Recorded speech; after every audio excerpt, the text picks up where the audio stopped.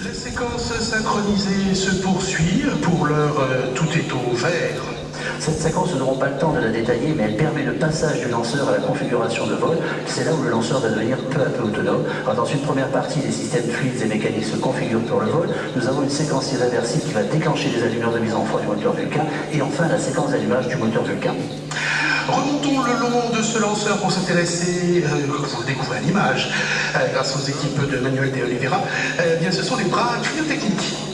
Oui, ce sont bien les deux bras cryotechniques qui permettent l'avitaillement en ergote cryogénique de l'EFCA jusqu'à moins 4 minutes au travers des plaques qu'on appelle des plaques à clapper. L'essentiel étant de maintenir le niveau optimum des réservoirs jusqu'au décollage.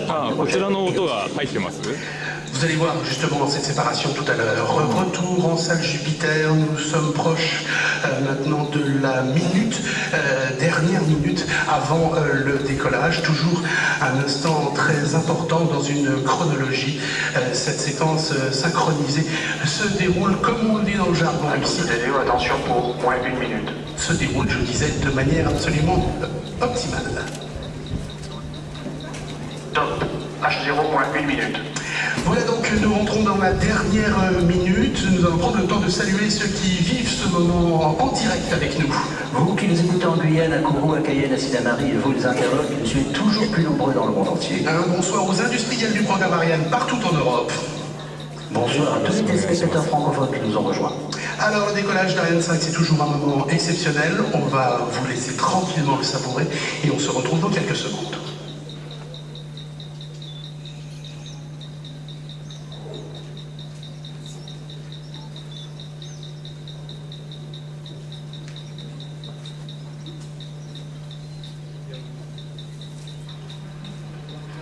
À 12 de DDE, attention pour le décompte final. 10, 9, 8, 7, 6, 5, 4, 3, 2, 1, top.